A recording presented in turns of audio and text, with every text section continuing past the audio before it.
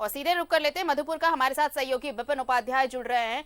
Vipin, CM के आने से एक अजीब सी ऊर्जा, एक उत्साह वहां के कार्यकर्ताओं में और महागठबंधन के जितने भी कार्यकर्ता हैं और हफीजुल के लिए वोट मांगने के लिए जब निकले हैं तो एक जान फूंक दी है मुख्यमंत्री ने। और कल जिस तरह से उन्होंने, आपसे भी जब बातचीत हो रही थी तो उन्होंने तमाम चीजों को एक तरफ कर सीधे सीधे बीजेपी पर यह आरोप लगाया कि बीजेपी सिर्फ और सिर्फ समाज को बांटने का काम करती है और ये जनता बखूबी समझ रही है।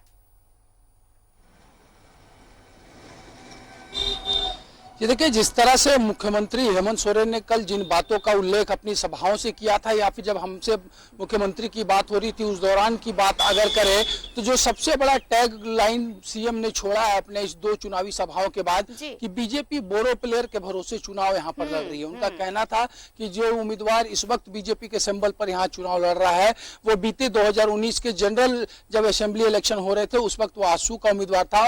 और मुख्यमंत्री यही नहीं रुके, उनका स्पष्ट तौर पर कहना था कि बीजेपी बोरो कैंडिडेट के साथ साथ बोरो नेताओं के भरोसे यहां पर चुनाव लड़ रही है। उनका साफ तौर पर इशारा था वैसे विधायकों के ऊपर जो कि दूसरे दल से बीजेपी में आकर इस बार विधानसभा का चुनाव जीते हैं।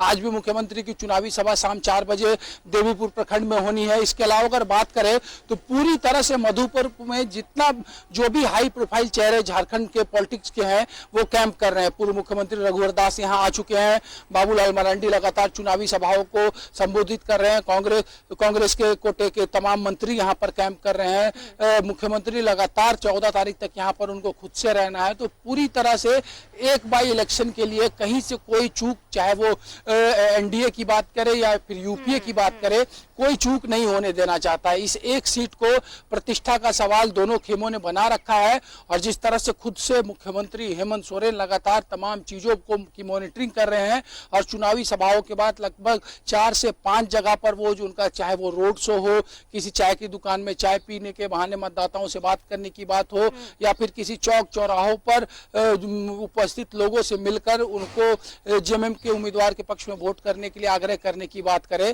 तो पूरी तरह से बचा हुआ जो ये अंतिम वक्त जैसे जैसे चुनाव का नजदीक आते जा रहा है तो इसमें हर वो ताकत लगाई जा रही है कि किस तरह से फेयर पॉलिटिक्स यहाँ पर देखने को मिले और साथ ही साथ ज्यादा से ज्यादा मतदाताओं को अपने पक्ष में गोलबंद किया जाए। क्योंकि तमाम राजनीतिक दल ये बात जान रहे हैं कि मात्र 6 उम्मीदवार हैं, इसलिए ये मुकाबला जो है वो सीधा मुकाबला स्पष्ट तौर पर झारखंड मुक्ति मोर्चा से लड़ाई भाजपा की नजर आ रही है। तो ऐसे में कैसे ज्यादा से ज्यादा गोलबंद करके वोटर्स को अपने पाले में लाया जा सके, उसी मुकाम को हासिल करने को लेकर तमाम जो बड़े चेहरे हैं वो यहाँ पर फोकस करते नजर आ रहे हैं। बिल्कुल विपिन, देखिए मास्टर स्ट्रोक तो मुख्यमंत्री ने पहले ही चल दिया था जब हफीजुल को कैबिनेट मिनिस्टर बना दिया गया और बतौर मंत्री अब वो चुनावी मैदान में। ये एक पॉजिटिव पॉइंट, प्लस पॉइंट है जेएमएम के लिए या फिर कहें पूरे महागठबंधन के लिए। लेकिन बीजेपी की तरफ से देखें तो बीजेपी के लिए जो इस तरह से अब बातें, सत्ता पक्ष ने भी खुलकर हमला शुरू कर दिया है, बोरो प्लेयर की बात कही जा रही है।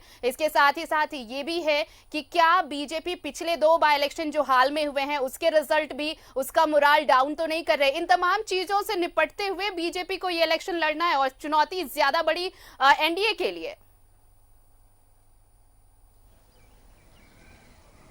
देखिए आरती, बीते एक दशक यानी 2011 से 2021 के दौरान अगर हम जो बाई इलेक्शन हुए उस पर अगर आप गौर करेंगी तो ये 12वां बाई इलेक्शन है। और इस इस मधुपुर बाई इलेक्शन को छोड़ दे तो इससे पहले कुल 11 बाई इलेक्शन में से 8 में झारखंड मुक्ति मोर्चा और कांग्रेस ने जीत हासिल की है। बीजेपी मात्र 2 जगह चुनाव जीतने में सफल हो पाई है। तो ये अपने आप में दिखा रहा है कि बाई इलेक्शन में गठबंधन का जो परसेंटेज है जीत का वो कितना भारी है। और साफ तौर पर जिस तरह से बेरमो और दुमका में गठबंधन को जीत हासिल हुई, उसके बाद हाजी हुसैन साहब के निधन की वजह से अब बाई इलेक्शन की नौबत यहाँ पर आई है। तो ये भी एक बड़ा मुद्दा हो जाता है कि इन बाई इलेक्शन की वजह क्या है। निश्चित तौर पर सिंपैथी यहाँ पर भी बेरमो की तरह महागठबंधन के पक्ष में धीरे धीरे नजर आ रहा है। लोग हाजी साहब के काम के आधार पर यहाँ भी हफीजुल हसन अंसारी की ओर एक नजर बना रहे। और सबसे बड़ी बात कि एक जो आहर्ता होती है कि कोई विधायक बनेगा तब वो मंत्री या मुख्यमंत्री बन सकता है, लेकिन जो संवैधानिक क्षमता किसी सरकार के पास होती है कि कोई व्यक्ति को वो मंत्री बनाकर 6 महीने के अंदर सदन की सदस्यता दिलानी होती है। तो ऐसे में एक मंत्री जो है यहाँ पर उम्मीदवार के तौर पर जनता के बीच जब वोट मांगने जा रहा है तो मतदाताओं के मन में भी ये बातें जरूर आएगी कि अगर उनका जनप्रतिनिधि जो है वो कैबिनेट का मिनिस्टर होगा तो शायद क्षेत्र को ज्यादा प्रिविलेज मिलेगा। तो यही एक बड़ी वजह थी कि हेमंत सोरेन ने 5 फरवरी को राजभवन में शपथ दिलाने के बाद चुनावी समर में हफीजुल हसन अंसारी को उतारा है। चलिए, नजर बनाए रखिए विपिन, और भी अपडेट्स लेंगे। सीएम की चुनावी सभा भी है। तमाम जानकारी के लिए बहुत बहुत शुक्रिया आपका फिलहाल।